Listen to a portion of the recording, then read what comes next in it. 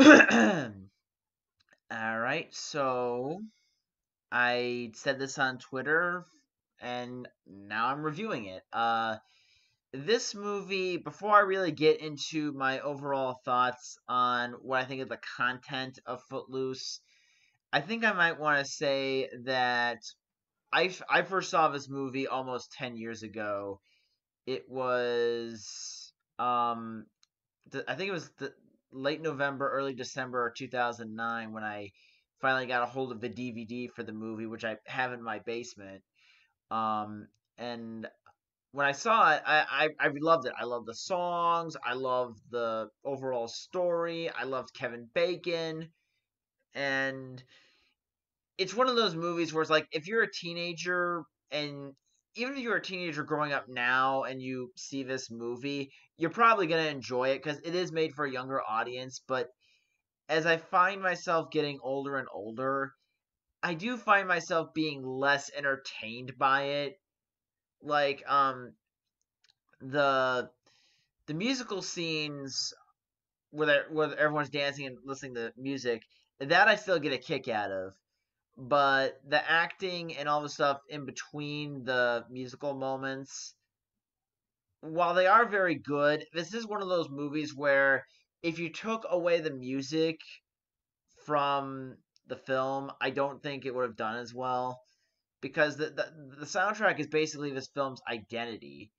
You know, unlike Blues Brothers, which is also an 80s musical, which had great characters, good comedy, crazy action, and some very interesting quotable lines.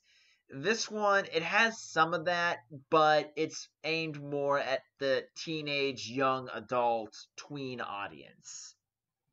So, for the people who haven't heard of this movie, I'm pretty sure you know what the plot is. I think everyone knows the plot of this movie, whether they've seen it or not. Plus, there was that remake that came out 8 years ago, which I might talk about the remake or do a compare and contrast between this, but we're talking about the 1984 original.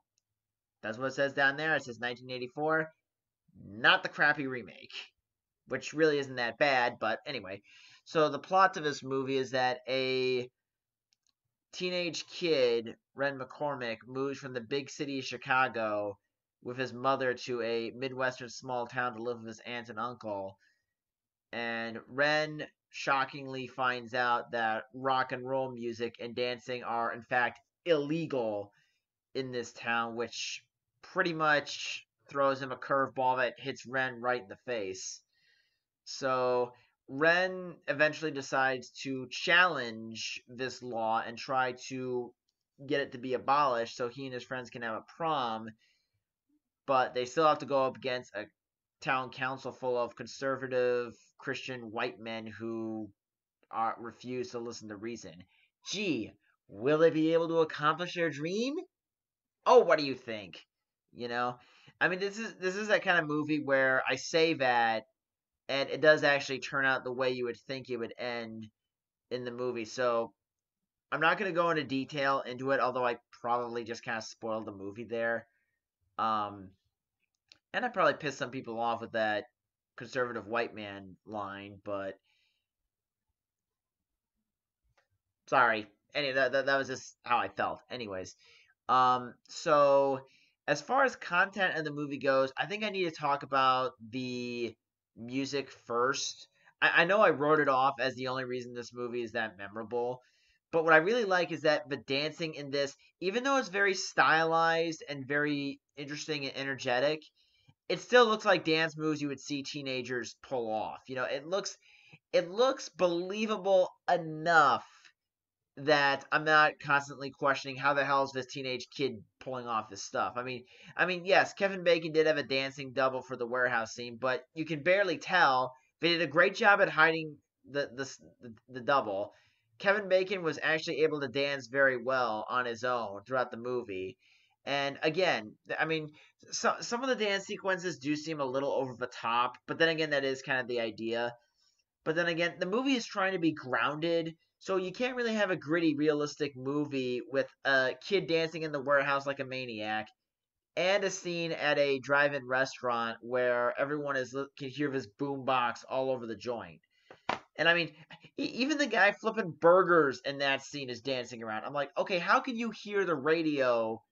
I mean, unless the radio is turned up to, unless the boombox is turned up the full blast, I don't know how everyone could hear it. That seems a little goofy. It was kind of a 50s style cheesiness done with 80s clothing. And the beginning is kind of weird too, where it's just a montage of feet dancing around on camera while they're playing Footloose.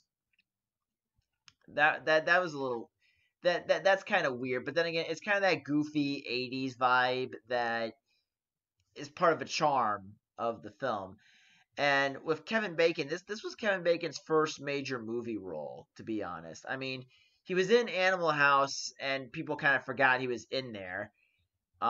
He was in Friday the 13th. He wasn't really the main character. He was just, cannon fodder for the killer. He was in Diner, which I haven't seen yet, but I heard that was kind of the movie that sort of got people to kind of take him seriously. He actually turned down a role in Christine, the Stephen King movie, to be in Footloose, and I think it was the first or second audition he went in for. Actually, no, it was the first audition that he got the role, but he wasn't even sure. He figured Christine was a bigger sell, but he got lucky and got the role within a few seconds of auditioning. And I think this was the movie that officially put Kevin Bacon on the map, to be honest. Um, because this was his first starring role in a movie where he was the guy. Not one of the guys, not some dude in the background you kind of forget about, but the man. And as far as his performance goes, I think he did a really great job at playing this teenage kid who doesn't want to do anything wrong, suffers from culture shock, and he's trying to find a way to redeem himself because he still feels responsible partially for the fact that his father took off. So he does have a lot of emotional issues, but what I really enjoy about the movie is that as it continues, you can tell he's becoming more of a man as the movie progresses. And especially in that scene where he's trying to convince the town council to abolish the law. I mean, he's making intelligent points, he's using mature language, he's creating an argument that almost sways Reverend Moore, the guy who essentially the big guy in town. Um, and Reverend Moore also goes through an arc too. I mean, it's really hard to listen to his sermon at the beginning about how rock and roll is obscene, and it's like, I mean, I get he's saying that the Lord's trying to test us with evil temptations, but rock music really isn't messed up at all. I mean, sure, there are some rock songs that do deal with some controversial, taboo stuff, but it's trying to make a point. It's trying to do. You're missing the point entirely. You're just deciding to be offended and not look at the substance that might be there. And Reverend Moore, the whole reason why the town is so hell bent on not having any music or dancing is because there was a car wreck a few years ago that killed a lot of local teens with drinking and dancing being involved. So that's why there's a lot of resistance to this kind of stuff being in town again. And Reverend Moore's son was the one who got killed, so that's pretty much the motivation he needs to be against music. And even though he is kind of a goofy, over the top character whenever he's in church giving a speech, the when he gives that one monologue near the middle of the movie about why he prefers to be in a small town and why he feels close to his Lord and his family and friends, it that was the one point that really grounded the character. And even during the movie, I mean, Roger Ebert once said in his review that Reverend Moore's switch from being against dancing to being for it was kind of out of nowhere. There were a few hints in the movie. One, him not being or arguing with this other guy, Roger, over whether books should be burned or whether books should be taken or whether this English teacher should have been fired. So there were signs that while Reverend Moore did agree with a lot of the people in the town, he had some reservations about some of the hatred against books that were seemed dangerous. And I think at the near the end when he sees the book burning, that's when he realizes that he really needs to turn. He has enough clout in the town to change anyone's mind on a turn of a dime. It was at that point he's like, okay, I really need to tone this shit down. Otherwise, it's really going to get out of hand in front of our children, God forbid. So Reverend Moore's arc, there could have been a few more twinges and hints throughout the movie, but I think there was enough to make his change believable enough to fit the character and the emotional journey he goes on. And I mean, I will say this. I mean, the movie it does a good job. The Laurie Singer who played Reverend Moore's daughter, she did a great job at being rebellious, but there were a few moments where she was a little too stupid. Like the beginning where she's dancing on top of two cars and almost gets hit by a truck. The scene where she's in the rail yard with Ren and screams in front of a train before she gets tackled out of the way in the nick of time. I mean, I understand that she copes with her brother's death by being rebellious and dangerous, but that's pretty damn stupid, you know. I don't know how some people react to grief and such like that, but I would like to think that you wouldn't be suicidal enough to where you act happy and normal. Maybe there's some sort of emotional tension going on in the family that's not addressed as much, but overall, I think Footloose, if you're a fan of 80s music and 80s films in general, I would definitely recommend watching it.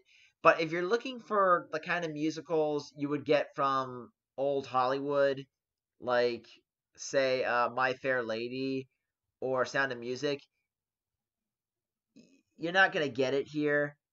But I'd rather watch Footloose over those movies anyway because I'm a man of simple taste. So it's great to be talking about this movie. It actually hits its 35th anniversary in about 12 days from now. So that's why I wanted to talk about it. So if my ramblings about the movie make you interested in seeing the film, check it out. You'll probably enjoy it. See ya.